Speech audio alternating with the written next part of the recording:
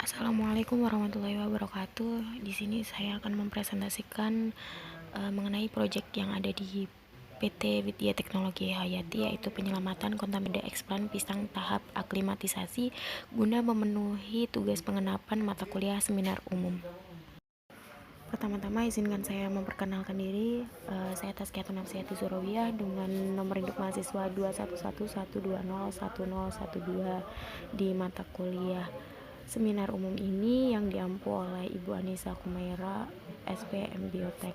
Terima kasih atas kesempatan yang telah diberikan untuk mahasiswa mempresentasikan proyek yang telah dilaksanakan di saat MBKM.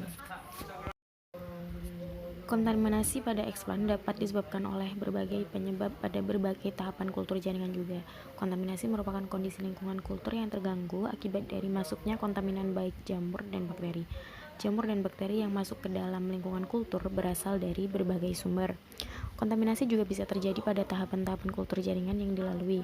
Pada tahap inisiasi biasanya kurangnya ketelitian dalam memilah eksplan yang unggul serta kurang maksimalnya pada tahap sterilisasi sehingga bisa menyebabkan kontaminasi. Tahap multiplikasi adalah kegiatan memperbanyak calon tanaman dengan menanam eksplan pada media baru. Pada tahap multiplikasi ini kontaminasi bisa terjadi karena pada saat tahap sebelumnya eksplan atau media sudah terkena kontaminasi, atau pada saat melakukan tahap multiplikasi lingkungan kerja dan cara kerja laboran kurang steril sehingga menyebabkan kontaminasi. Sumber kontaminasi bisa dari berbagai sumber, yaitu yang pertama eksplan, yang kedua organisme yang masuk pada media, ketiga alat-alat yang tidak steril, keempat lingkungan kerja yang tidak steril, kelima ruang inkubasi yang terkontaminasi, dan yang terakhir human error. Ilmu baru yang didapatkan adalah proyek penyelamatan kontaminasi kultur jaringan pisang pada tahap aklimatisasi. Langkah awal yaitu memisahkan eksplan yang terkontaminasi dan tidak terkontaminasi untuk mendapatkan perlakuan yang berbeda. Perlakuan khusus pada eksplan terkontaminasi yaitu pada saat pengambilan eksplan dari botol kultur menggunakan gloves dan pinset. Kemudian bersihkan dari kontaminasi yang menempel pada air yang mengalir. Langkah selanjutnya, eksplan direndam pada larutan fungisida selama 20 menit. Jika eksplan tersebut belum memiliki akar, maka berikan hormon tahap untuk mempercepat pertumbuhan akar pada lingkungan tanah. Lalu lakukan pengamatan tiap harinya mengenai pertumbuhan tanaman tersebut. Kontaminasi yang masih bisa diselamatkan adalah kontaminasi jamur yang belum parah atau menutupi seluruh bagian eksplan dan media.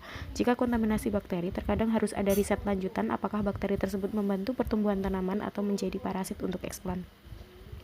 Jika kontaminasi sudah parah dan dianggap tidak bisa bertahan hidup, lebih baik eksplan tersebut dimusnahkan menggunakan tahap detoksifikasi. Pada pengamatan yang dilakukan, sebanyak 50% eksplan kontaminasi yang diselamatkan dengan perlakuan khusus pada tahap aklimatisasi bisa bertahan hidup hingga proses pindah tanam. Akan tetapi banyak juga yang tidak dapat bertahan. Beberapa eksplan tidak dapat bertahan karena memiliki tingkat kontaminasi yang tinggi sehingga diberikan perlakuan khusus pun tidak mengatasi.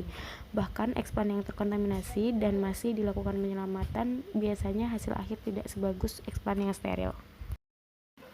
Tahap penyelamatan kontaminasi diperlukan agar tanaman yang masih bisa memiliki daya tahan hidup tidak terbuang sia-sia. Pada beberapa divisi produksi tanaman, dengan menyelamatkan tanaman terkontaminasi dapat mengurangi kerugian hasil produk akhir.